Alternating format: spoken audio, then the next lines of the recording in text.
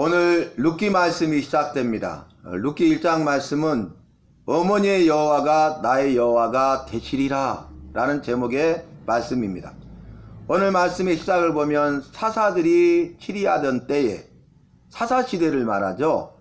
우리가 사사기 말씀을 다 살폈는데 이 사사기 말씀은 사사들을 통한 구원의 역사를 말씀한다 라고 정의할 수 있었습니다. 사사는 한 구원자인데 여호와께서 한 구원자 사사를 세워서 사사를 통하여 이스라엘 백성들을 구원하시는 말씀이 기록되어져 있습니다. 왜 한 구원자 사사를 통해서 구원하셨습니까? 그것은 여자의 후손을 통해서 구원하실 것을 말씀으로 약속하시고 하신 약속의 말씀을 이루어 가시는 구원의 역사이기 때문에 그렇습니다. 그래서 사사들은 세움을 받아서 여호와의 약속대로 여호와의 큰 역사인 여호와의 큰 일인 구원의 역사를 위하여서 쓰임받는 자들이고 구원의 역사의 하나의 징검다리로 쓰임받은 것입니다. 사사를 통한 구원이 필요했던 이유는 무엇입니까? 이스라엘 백성들이 여호와를 잊어버리고 여호와의 말씀을 떠나서 자기 소견에 옳은 대로 행함으로 말미암아서 죄를 범하고 죄를 깨닫지 못하고 죄에 대해 회개치 아니하고 결국 그로 말미암아 죽고 망할 수밖에 없기 때문에 여호와께서 이제 그들로 하여금 회개하도록 하기 위해서 여호와께서 그들로 하여금 그들을 구원하시기 위해서 이제 범죄하고 회개치 아니하는 그들을 이방인을 통해서 압제를 받게 하심으로 징계하시고 그들이 그 압제를 받아서 여호와의 징계 가운데 부르짖어 회개하니 사사 한 구원자를 세워서 그들을 구원하셨습니다. 사사기의 반복 구조가 바로 그거였죠. 범죄, 징계, 회개, 구원. 그런데 오늘 룻기 말씀도 사사들이 다스리던 때예요. 사사시대를 말합니다. 여러분, 사사시대는 400년 동안 사사시대가 계속됐어요. 사사들이 치리하던 때에 다스리던 때에 그 땅에 기근이 있었다, 그렇게 말씀이 시작됩니다. 그래서 유대 땅 베들레헴에 살고 있는 한 사람이 그 유대 땅 베들레헴을 떠나서 모압에 이주하여 거기에 거하였는데 이렇게 말씀이 시작돼요. 오늘날 우리로 말하면은 한국 땅에 기근 때문에 먹을 양식이 없어서 굶어 죽게 되니까 이제 그 음식이 많이 있다는 중국으로 이민 가는 거죠. 그와 똑같아요. 유대 땅 베들레헴을 떠나서 고국을 떠나서 정든 고향을 떠나서 타국 이방인의 땅 모압 땅에 이주해서 거기 가했다는 것입니다. 그 이유가 뭡니까? 지금 유다 땅 베들레헴에는 기근 때문에 먹을 양식이 없어서 굶어 죽게 되었기 때문에 그래요. 여러분, 아이러니하지 않습니까? 유대 땅 베들레헴이에요. 이 베들레헴의 이름의 뜻이 떡집이죠. 떡집에는 떡이 있어야 되죠. 떡이 많아야 되죠. 그런데 놀라운 것은 베들레헴의 떡집에 떡이 없었다는 거예요. 기근으로 인하여서 먹을 양식이 없었다는 것입니다. 굶어 죽을 지경에 이르게 된 것입니다. 여러분, 우리가 무엇을 통해 알 수 있습니까? 우리 동포 북한을 보면 알 수 있잖아요. 북한의 식량난 때문에 먹을 양식이 없어서 굶고 굶어 죽어가고 있잖아요. 그래서 꽃제비들이 생기게 되었고 또 그들이 이 두만강, 압록강을 건너서 중국으로 들어가는 것을 보게 되지 않습니까? 탈북민들. 중국에는 먹을 양식이 있기 때문에 이곳 북한에 있어서는 굶어 죽을 수밖에 없다. 그래서 죽지 않고 사는 방법, 유일한 방법이 있는데 그것은 이제 북한을 떠나서 탈북해서 중국 땅에 들어가서 사는 것이다. 이와 똑같아요. 그런데 그 유다 베들레헴에서 이제 모압 땅으로 이거하여 살았는데 그 한 사람이 누구냐면 그 다음 절에 엘리멜렉이라는 사람입니다. 그리고 그의 부인이 나옴이고 두 아들과 함께 내려갔는데 말룡과 기론이에요. 그런데 비극이 일어납니다. 모압 땅으로 이주했는데 거기서 이제 양식이 있으니까 죽지 않고 살아서 잘 살아보려고 굳게 결심하고 마음먹고 내려갔는데 그곳에 모압 땅으로 이거했을 때에 거기서 거하고 있을 때에 엘리멜렉이 죽었다는 거예요. 그 가정의 비극이죠. 그 가정의 가장 아니겠습니까? 그 가정의 기둥 같은 존재인 가장인 엘리멜렉, 그러니까 유다 베들레헴에서 모압 땅으로 이거하는데 가장 주도적인 역할을 했던 정신적인 지주인 그 엘리멜렉이 죽었어요. 그리고 그 땅에 10년 동안 거주했는데요, 말론과 기론이 결혼합니다. 그래서 오르바와 룻이라는 모압 여인, 이방 여인을 얻어요. 그러니까 나오미가 모압 땅으로 가서 그의 남편이 죽었죠. 그리고 말론과 기론 두 아들이 그 땅에서 결혼했는데, 이 유대인인 말론과 기론이 이방 사람, 이방 여인인 모압 여인과 결혼을 했다는 것이에요. 그런데 10년 동안 거하고 있을 때에 무슨 일이 일어납니까? 말론도 죽고 기론도 죽어요. 여러분, 나오미가 유다 벨름을 떠나서 모압에 갔는데 결론이 뭐예요? 가부가 된 거예요. 그리고 그 두 아들도 그의 남편과 함께 거기서 죽었어요. 그래서 이제 3명이 가부가 된 거죠. 나오미가 가부가 되고 그의 두 며느리가 가부가 된 거예요. 가부집, 그러면 우리가 여러 가지 생각을 하지 않습니까? 여러 가지 말을 하지 않습니까? 근데 가부가 2명이야. 그러면 쌍가부집. 그런데 여기는 3명이 가부예요. 세 가부집. 그래서 나오미는 유다 베들레헴 그 자기 고국, 고향 땅을 떠나서 모든 것을 다 잃어버리게 됩니다. 그런데 그때 무슨 소식이 들립니까? 이제 그 고국에, 본국에, 고향 땅에 먹을 것이 풍부하다는 거예요. 그래서 더 이상 모압 땅에 있을 이유가 없죠. 모압에 가서 된 일이 뭐가 있어요? 남편 죽었죠. 두 아들 죽었죠. 자신이 가부됐죠. 두 며느리가 가부됐죠. 모든 것을 잃어버렸어요. 그래서 이제 거국으로 돌아가려는 결심을 하게 되고, 두 며느리가 따라오니까 너희는 너희 집으로 돌아가라, 새 출발하라, 그런 식으로 말을 합니다. 그러니까 따라오던 그의 동서 오르바가 울며 통곡하다가 자기 집으로 돌아가 버려. 룻만 남았는데 나오미가 뭐라고 합니까? 너도 너희 집으로 돌아가라, 이렇게 말합니다. 여러분, 이 정도 되면 오르바가 돌아갈 때 돌아갈 수도 있었죠. 그런데 오르바가 돌아갔을 때 자기가 돌아가지 않고 남았더라도 그렇게 간절히 강권해서 권하면 못 이긴 척하고 갈 수 있잖아요. 그런데 이 오르바와 다르게 룻은 자기 집으로 가지 않겠다는 것이 본심이었어요. 진심이었어요.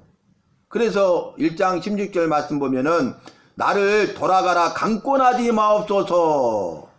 지금 며느리 룻이 그의 시어머니 나오미에게 뭐라고 말해요? 나를 집으로 돌아가라고 강권하지 마소서. 그러면서 어머니의 백성이 나의 백성이 되고 어머니의 여호와가 나의 여호와가 되시리라. 여러분, 신앙 고백을 하고 있네요. 룻은 어떤 사람이에요? 모압에서 태어난 모압 사람이고 또 모압 여인 이방인이고 그리고 여자예요. 이때 당시에는 남자들만 숫자를 셌잖아요. 여자들은 수도 세지 않았어요. 그런 시대예요.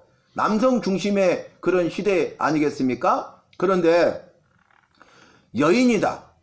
그런데 그 여인이 이방 여인이다. 그러면은 더하죠. 그런데 가부예요. 모압 사람이요, 이방 여인이요, 가부인 룻이에요. 그런데 룻이 뭐라는 신앙 고백이에요? 어머니의 여호와가 나의 여호와가 되시리라. 그 어머니 나오미를 통해서 룻은 여호와를 알고 믿고 따르게 된 것이죠. 그러니까 나오미가 유다 베들레헴을 떠나서 모압 땅에 가서 모든 걸 다 잃어버렸지만은 하나를 얻었죠. 한 사람을 얻었죠. 그 한 사람이 그의 며느리 룻이에요. 그 하나가 무엇입니까? 그 신앙이, 여호와를 향한 그의 신앙이 본이 되어서 그의 며느리 룻이 여호와를 믿게 된 것이죠. 그러면서 내가 만약에 이 약속을 저버리고 어머니를 떠나면은 여호와께서 나에게 벌의 벌을 내리시기를 원합니다. 이렇게 말하는 것을 볼 수 있습니다. 그러니까 나오미가 룻이 그렇게 말함을 보면서 그의 결심을 알았어요. 룻이 자기와 함께 가기로 굳게 결심함을 보고 그에게 말하기를 그치니라. 그래서 결국 어떻게 됩니까? 나오미와 함께 그의 며느리 룻이 유대로 돌아오게 됩니다. 그의 고향으로, 고국 고향으로 돌아오게 되는 것이 1장 말씀이 되겠습니다. 여러분, 이제 말씀을 정리해 보면요, 이 룻은 모압 사람이에요. 여자예요. 그리고 가부입니다. 그리고 아무것도 가진 것이 없습니다. 그리고 이제 그의 어머니 나오미를 떠나가기로 결심하고 굳게 결심하고 따라간 것은 여호와를 믿는 믿음이 있었기 때문이에요. 룻에게 있는 것 하나는 뭐예요? 여호와를 향한 믿음밖에 없는 것이에요. 여러분, 그 어머니를 따라간들 어머니도 아무것도 없잖아요. 소망이 없잖아요. 또 유대는 이방 나라 아닙니까? 타국 아닙니까? 또 문화가 다르고 언어가 다른 것도 아니겠습니까? 풍습이 다른 것도 아니겠습니까? 그곳 가면 아는 사람도 없고 환영하는 사람도 없어요. 그런데 여호와를 믿는 믿음 하나 때문에 그의 어머니, 시어머니 나오미를 따르기로 한 것입니다. 이러한 믿음으로 위대한 결단을 한 것이에요. 나는 어머니 편에 서겠다는 것은 여호와 편에, 진리 편에, 말씀 편에, 믿음 편에 서겠습니다. 그 여호와를 향한 믿음 하나 때문에 굳게 결심하고 이렇게 결정하고 따른 것이에요. 그래서 믿음이 있느냐 없느냐가 중요하죠. 오르반은 믿음이 없었어요. 똑같이 그의 시어머니로 나오미를 모시면서 며느리로 살았지만은 오르반은 그 시어머니 나오미의 여호와를 알거나 믿거나 따르지 못했고, 그러나 반대로 그 두 며느리 중에 하나인 룻은 그의 시어머니 나오미가 믿는 여호와를 알고 믿고 따르게 되었다는 거예요. 그래서 결과가 다르는데 그 오르반은 자기 집으로 돌아가 버렸고, 이 룻은 어머니를 따라서 유대 땅에 오게 된 것입니다. 이것이요, 여러분, 우리가 손해보는 것 같잖아요. 정말 어리석은 판단과 결정 같잖아요. 그런데 이것보다 더 바른 판단과 결정은 없어요. 오르반은 그걸로 이제 끝나요. 기록된 것이 없어요. 자기 집으로 돌아가서 새 출발하든가 그냥 살든가 하고 죽었겠죠. 그런데 룻은 어떻게 됩니까? 룻은 이제 보아스와 결혼을 하게 되고요. 그 보아스를 통해서 자녀를 낳게 되고요. 그래서 결국 이 이방 여인인 가브였던 모압 여인 룻이 여호와를 믿는 믿음 하나 때문에 구원자로 오시는 예수님의 족보에 들어가요. 예수님의 조상이 돼요. 놀라운 일 아니겠습니까? 영광스러운 일 아니겠습니까? 갔더니 굶어 죽었습니까? 아니에요. 여호와 편에 섰더니 여호와께서 책임져 주시고, 여호와께서 먹을 것, 입을 것, 마실 것, 모든 필요하실 것을 채워주시고, 여호와께서 지키시고 보호하시고 인도해 주시고, 또 여호와께서 은혜를 베푸셔서 보아스라는 유력자와 결혼하게 하시고, 그 보아스를 통해서 보아스의 사랑을 받고, 보아스의 사랑을 통해서 여호와의 사랑을 더 깊이 깨닫고 체험하게 되고, 또 보아스를 통해서 아들을 낳고, 그래서 이제 유대인의 계보에 들어갔는데 영광스럽게 구원자로 오시는 예수님의 조상으로, 예수님의 족보에 들어가게 된 것입니다. 이게 특별한 은혜 아니겠어요? 여러분, 우리도 삶 속에서 우리가 판단하고 결정해야 될 때가 옵니다. 결단해야 될 때가 옵니다. 오늘 룻처럼 저와 여러분도 여호와를 믿는 그런 믿음이 있어서 여호와 편에 서시고, 진리 편에 서시고, 말씀 편에 서시고, 믿음 편에 서셔서 또 주님이 주시는 특별한 은혜를 경험하고, 또 그 은혜를 통하여서 능력과 기적의 주인공이 되고, 주님의 영광을 나타내고 주님의 구원의 역사에 마음껏 쓰임 받는 우리 모두가 되어야 하겠습니다. 그래서 말씀 보면 16절에 룻이 이르되 내게 어머니를 떠나며 어머니를 따르지 말고 돌아가라. 강권하지 마옵소서. 어머니께서 가시는 곳에 나도 가고 어머니께서 머무시는 곳에 나도 머물겠나이다. 어머니의 백성이 나의 백성이 되고 어머니의 여호와가 나의 여호와가 되시리니 어머니께서 죽으시는 곳에서 나도 죽어 거기 묻힐 것이라. 뼈를 묻겠다는 심정으로 온 거예요. 다시는 자기 고국으로 돌아오지 않겠다는 거예요. 모압 땅으로 돌아오지 않겠다는 거예요. 어머니를 따라가서 거기서 뼈를 묻겠다 그 말입니다. 그곳에서 살다가 죽겠다 그 말입니다. 평생 함께 하겠다는 말 아니겠어요? 만일 내가 죽는 일 외에 어머니를 떠나면 여호와께서 내게 벌을 내리시고 더 내리시기를 원하나이다 하는지라. 그래서 18절에 나오미가 룻이 자기와 함께 가기로 굳게 결심함을 보고 그에게 말하기를 그치니라. 말씀이 기록되어 있죠? 여러분, 이제 룻기 4장까지 말씀을 살필 때인데, 정말 마지막 4장 말씀 보면은 이 룻이 예수님의 족보, 예수님의 조상이 되는 것을 볼 수 있습니다. 그래서 이제 4장 13절에 보아스가 룻을 맞이하여 아내를 삼고 그에게 들어갔더니 임진함에 아들을 낳은지라. 그래서 그 아이의 이름이 이스라엘 중에 유명하게 되기를 원하노라. 이렇게 하면서 이제 그 아이를 품에 품고 나오미가 시어머니가 양육자가 되었다라고 기록하면서 그의 이름을, 그 아들 이름을 오벳이라고 했어. 오벳. 그러니까 이 룻이 보아스와 결혼해서 오벳이라는 아들을 낳았는데, 이 오벳은 다윗의 아버지인 이새의 아버지예요. 그러니까 오벳을 낳았는데 오벳의 아들이 이새고 이새의 아들이 다윗이에요. 다윗왕, 유명한 다윗왕. 그리고 이 4장 22절 마지막 절에 뭐라 했냐면 오벳은 이새를 낳고 이새는 다윗을 낳았더라. 방금 말한 말이 기록되어 있죠.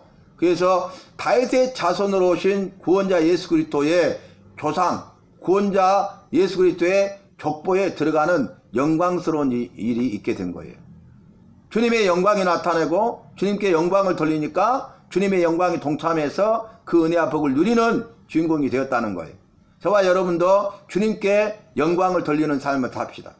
그래서 주님께 영광을 돌릴 때에 주님의 영광이 나타나고 선포되고 그 주님의 영광에 동참해서 그 은혜와 복을 누리는 주인공과 간증자가 되시기를 주님의 이름으로 부탁합니다.